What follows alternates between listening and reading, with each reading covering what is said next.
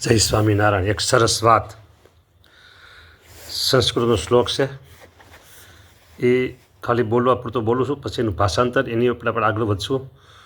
નૃદેહ માધ્યમ સુલભમ સુદુર્લભમ પ્લવમ સુકલ્પમ ગુરુ કર્ણધારમ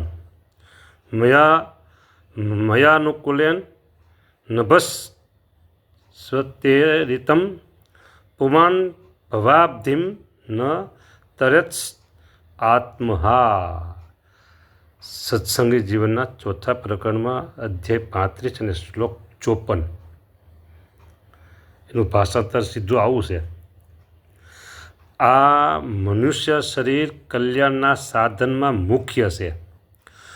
કોટી જન્મે પણ મળવું દુર્લભ હોવા છતાં સુલભપણે પ્રાપ્ત થયું છે અને સર્વ પ્રકારના સાધનો સિદ્ધ કરવા તે સમર્થ છે.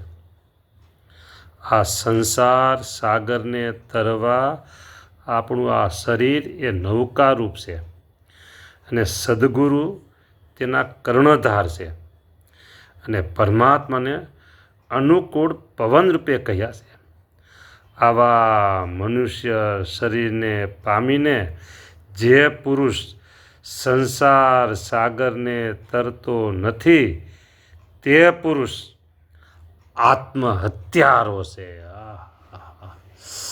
સ્વામિનારાયણ સ્વામિનારાયણ સ્વામિનારાયણ. ઉનાળાના ભર બપોરે ઠંડી સડી જાય ને એવી આ વાત આવી હો. આત્મહત્યારો કીધું કોને? જે પુરુષ સંસાર સાગરને તરતો નથી તે પુરુષ આત્મહત્યારો છે. ઓહો, હવે તમે વિચાર કરો વાલા ભક્તો, આપણને ભગવાને ક્યાં થઈ મૂકી દીધા હો, આપણને કલ્યાણના માર્ગમાં ક્યાં મૂકી દીધા હો. હો મેરુને માવજી, તમે મને મેરુને તુલ્ય કીધી, તરણા તુલ્ય હતા આપણે, તરણા તુલ્ય હતા હો, અને મેરુ તુલ્ય કરી દીધા આપણે. જો આ વાતનો ખરેખર આમ હૃદયમાં ખરેખર હૃદયમાં જો અહેસાસ થાય ને, ઓહો, તો આપણે છે ને, તમે એનું આપણે બધે ભેગા છીએ હો, ભેગા છીએ. આ વાતનો અહેસાસ થાય ને તો ઓહો એમ જ થયા કરવો. કેવા મોટા મહારાજ મેળા, કેવો મોટો સત્સંગ મેળો, અરે કેવા મોટા આચાર્ય મહારાજ મેળા. અમદાવાદ દેશના હોય તો એને એવા મહારાજ મેળા, વડતાલ દેશમાં હોય તો એને આવા મહારાજ મેળા, અરે કેવા સંતો મેળા. હા ધર્મ નિયમ અને આજ્ઞા ઉપાસના એમાં કુશળ સાવધાન રહેનારા હરિભક્તોના જૂથો, ઓહો હરિભક્તોનો સમુદાય કેવો, ઓહો. આ બધું જો વિચારીએ ને તો ઓહો થાય. અરે વાલા ભક્તો, સાધુઓ તો ઘર સંસાર છોડી અને કેવળ ભગવાનને ભજવા નીકળ્યા હોય એટલે એ તો આવી રીતે ધર્મ નિયમ જ્ઞાન વૈરાગ ભક્તિવાદ આજ્ઞા ઉપાસનામાં કુશળ હોય જ, પણ સંસારમાં રહી સંસારના વ્યવહારના કાર્યો કરવા, સંસારમાં બધાય વ્યવહારો રાખવા અને પાછા નિયમ ધર્મે કુશળ. અરે નિયમ ધર્મે કુશળ તો ખરા, પણ ઓહો આ આપણે મળ્યું છે ને એની વાત કરું છું, સાંભળો.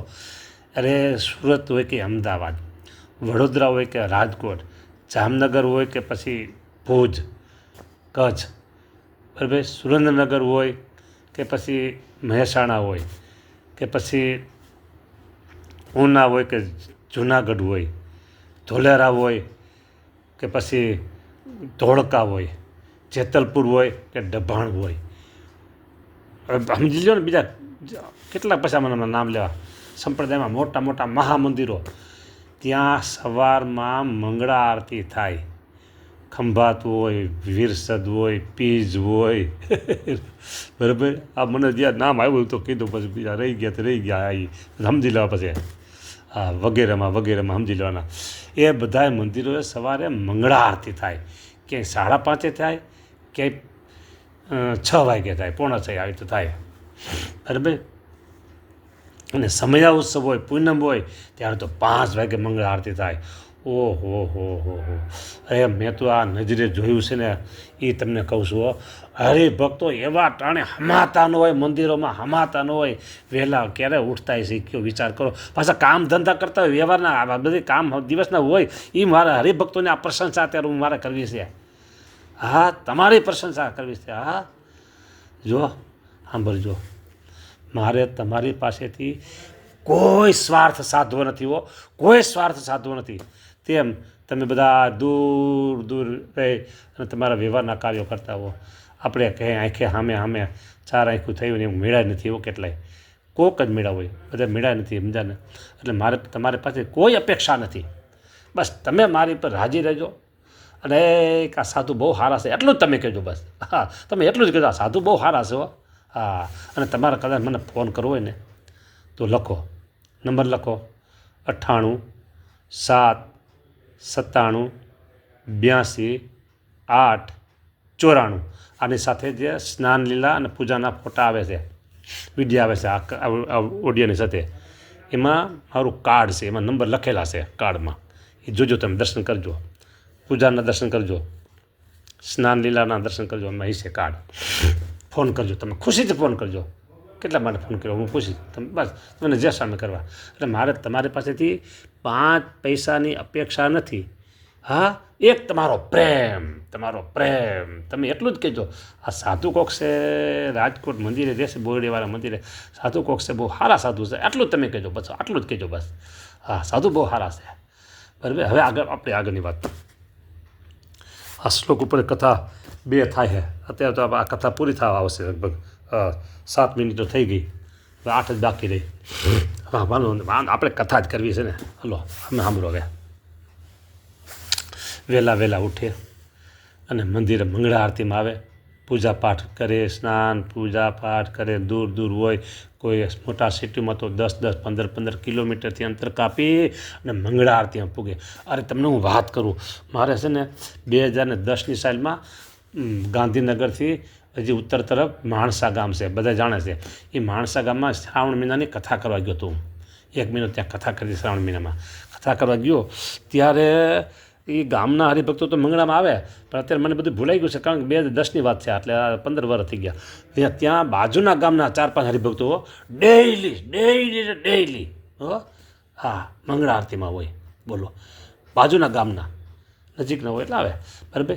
પણ ચોમાસું હોય ને વરસાદ તો એ પૂગી ગયા હોય, આરતીમાં પૂગી ગયા હોય. કારણ કે હું શ્રાવણ મહિનામાં હતો ત્યારે તો વરસાદ હોય તો એ આવી ગયો, આરતીમાં આવી ગયા હોય. બોલો, એ કેટલા વહેલા ઉઠતા હોય છે, નાવું ધોવું, પૂજા પાઠ, અને પછી આરતી થાય તો હાજર થઈ જાય. હા. આવા બધા હરિભક્તો આ આપણા ઘરમાં છે બધું, આપણા ઘરમાં છે બધુંય, આપણા ઘરમાં બધુંય છે. હા, જોરદાર બધું છે હો. એટલે આપણે ભગવાને આપણી ઉપર એટલી મહેરબાની કરી છે, એટલી મહેરબાની કરી છે કે આવો દિવ્ય સમાજ આપણને આપ્યો, દિવ્ય સમાજ આપણને આપ્યો. જુઓ તો ખરા, ખુદ સ્વામિનારાયણ ભગવાને બાથમાં ઘાલી દેવોની પ્રતિષ્ઠા, દેવોની આરતી નહીં કર્યા હોય, એટલે એવા દેવો આપને મળ્યા. હા. હે સ્વામિનારાયણ ભગવાન, એમના પિતા ધર્મદાદા, એમના પિતા ધર્મદાદા, એમનું જેના બીજ છે, એટલે કે એમનું જે લોહી છે, હા, એ પરંપરાના આચાર્યો આપને મળ્યા. ઓહો, આચાર્યો મળ્યા આપને હો. હા, એવા આચાર્યો મળ્યા 2 દેશમાં, એવા આચાર્યો. વાહ રે વાહ, કેવા આચાર્યો. બધા ઉપર અમૃત દ્રષ્ટિ રાખતા હોય. હમણાં ઉત્સવ વડતાલનો કેવો થયો. હા. એમાં સંતોએ કથા વાર્તા કરી, આચાર્ય મહારાજે પણ પ્રવચનો કર્યા. વડતાલનો 10 શતાબ્દી ઉત્સવ શિક્ષાપતિની ગાદી સ્થાપન થયો, ભવ્યતાથી ઉજવાઈ ગયો. હજારો લોકોએ લાભ લીધો. એ મોટા સ્ટેજ ઉપર વક્તાઓ, સંતો, આચાર્ય શ્રી રાય, કેવો દિવ્ય માહોલ શોભતો હોય. હા. આપણે બધા એના ભાગ્યશાળી છીએ. આપણે આ બધું મેળવ્યું છે ને એ ભાગ્યશાળી છીએ. હા, જો હું તમને એટલું જ તમને કહું, જો હંમેશા તમે પોઝિટિવ રહેશો ને, તમને એટલો અહોભાવ થાય ને. અને તમે એમ કહો આ સાધુ આમ છે, આ સાધુ પ્રાઇવેટ કરે છે, આ સાધુ પ્રાઇવેટ મિલકત કરે છે, આ સાધુ આમ રહેશે, ઓલા સાધુ આમ રહેશે, ઓલા હરિભગત આવા છે, ઓલા આવા છે. આ તમારા જીવને ઉકેડા કરતાં ખરાબ બનાવે છે. આવા વિચારો છે ને એ ઉકેડો હોય ને, ઉકેડો ગંધાતેલો ઉકેડો હોય ને, ઉકેડો ગંધાયેલો ઉકેડો એના કરતાં તમારું હૃદય ખરાબ બનાવે છે. આવો વિચાર લાવવો જ નહીં, આવો વિચાર લાવવો જ નહીં. હા, જો થોડીક 1 મિનિટ પછી વાત કરું છું. થોડોક વિવાદ હોય, આચાર્ય બાબતનો થોડોક વિવાદ હોય, બે પક્ષ હોય, બરાબર. તો જેને એને માનતો એ માને, અને તમને ન ગમતો હોય તો તમે કાદવ ન ઉડાડો, ગંદી પ્રવૃત્તિ ન કરો, બસ આટલી જ વાત. કોઈએ ગંદી પ્રવૃત્તિ નહીં કરવાની. તમને જે ફાવે તમે માનો, બસ તમને જે ફાવે એ લાગે, તમને જ્યાં લાગે સારું લાગે ત્યાં તમે આત્મીથી જોડાઓ અને સત્સંગ કરો. ક્યારેય કોઈ સાધુ પરથી એવો, અને સાધુમાં કદાચ ને સમજો ક્યાંક કોઈ કંઈક થોડુંક ઓછાવતું વર્તનમાં કર્યું અને કંઈક ન ગમે ન શોભે એવું કર્યું તો એ સમજશે, ભગવાન સ્વામિનારાયણ સમજશે અને મોટેરા વહી સમજશે. હવે આપણે એમાં શું કામ પડવું? આપણે તો આ દિવ્ય માહોલ, હું એમ કહું તમને કે મીઠા જળનો સમુદ્ર, સાંભળો, મીઠા જળનો સમુદ્ર, મીઠા જળનો, અને ઊંડો કેટલો? 5-7 ફૂટ. ઊંડો કેટલો? કાંઠે વચ્ચે નહીં, કાંઠે 5-7 ફૂટ ઊંડો, અને મીઠા જળનો સમુદ્ર. અને તાજ આમ તળિયું દેખાય ને એવું તેલ જેવું તાજું પાણી હો. અને એમાં આપણે હિલોડા ન લઈ. આ સત્સંગ એવો હશે, તરત આવડતું હોય તો વાંધો ન બુડી નહીં, 5-7 ફૂટમાં બુડીને ક્યાં જાય? બરાબર. હા, અને એમાં હિલોડા ન લે, તરત આવડતું હોય તો ભાઈને મજા, ન આવડતું હોય તો 3-4 ફૂટ અહીંયા આપણે હિલોડા કરીએ. હા, એવો આ સત્સંગ છે, એવો આ સત્સંગ છે. ઓહો, આનંદ. હા, જોયો તમે જુઓ.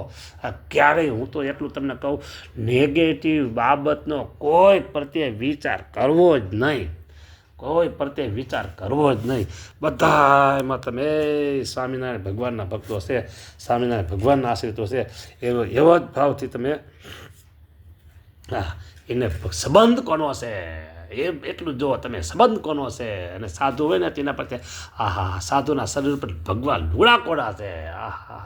એના પરથી એવી દ્રષ્ટિ કરો. પાર્ષદો હોય, અરે ભાઈ હું તમને શું વાત કરું, કેવા બધા સત્સંગના શું કહેવાય આશ્રિતો, બધા કેવા પાર્ષદો, બ્રહ્મચારીઓ, સાધુઓ, હરિભક્તો, બધા એમાં તમે દિવ્ય ભાવ કલ્પો. જો આ તમે કલ્પો ને તમે ફાવી ગયા. ઓહો, જબર વાત છે, આ બધી જબર વાત છે. મારો મુદ્દો એ કેવો હતો કે જેને ભગવાનની પ્રાપ્તિ નથી થઈ એ આત્મહત્યારો છે.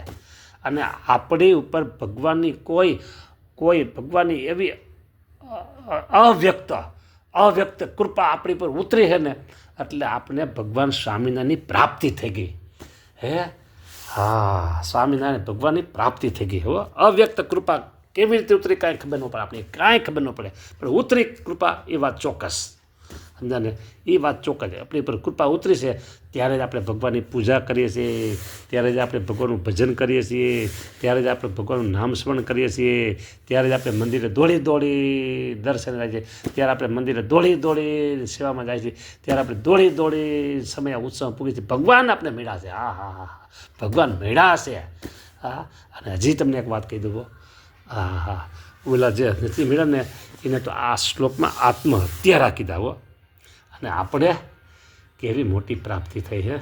અને જો આપણે મોટી પ્રાપ્તિ થઈ છે ને ભગવાન સ્વામિનારાયણ મળ્યા ને, એટલે હું તમને એક ચોક્કસ વાત કીધું,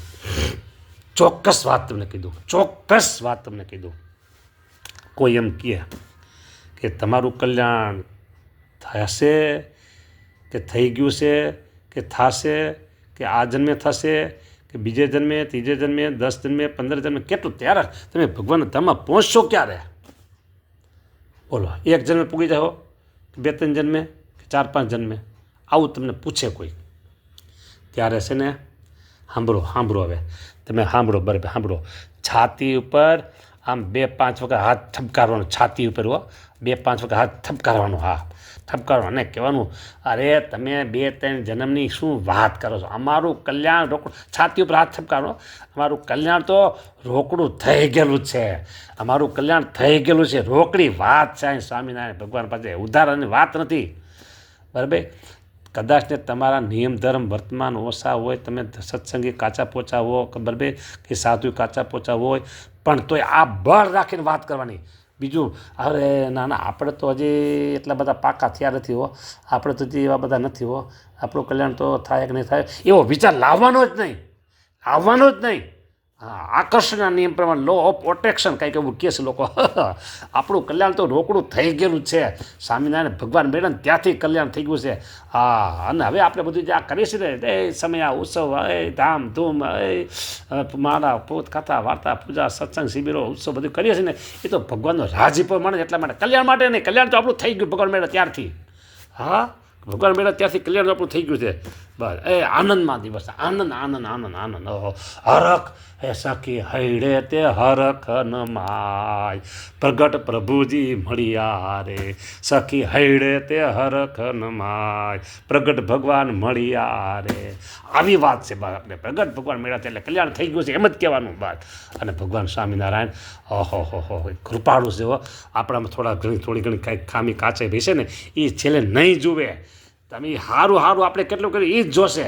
હા, આપણી કોઈ નેગેટિવ વાત છે ને ભગવાન કાઢી નાખશે, એ તો હઈ છે બાળક છે ને મારું એમ માની, અને આપણું જે સારું જમા પાસું છે ને એ ગણી અને ભગવાન આપણે વાજતે ગાજે ધામધૂમથી હો ભાવ ઠપકારી અને અક્ષરધામમાં લઈ જશે અને એની મૂર્તિના સુખમાં રાખશે. હા, અને કેટલાયનો તો એવી વાત છે કે દેહ છતાં જ મૂર્તિમાં રાખી દીધા છે. હા, એને અનાદિ મુક્તની સ્થિતિ કહેવાય હો. હા, આવી બધી વાતો છે જય સ્વામિનારાયણ લ્યો.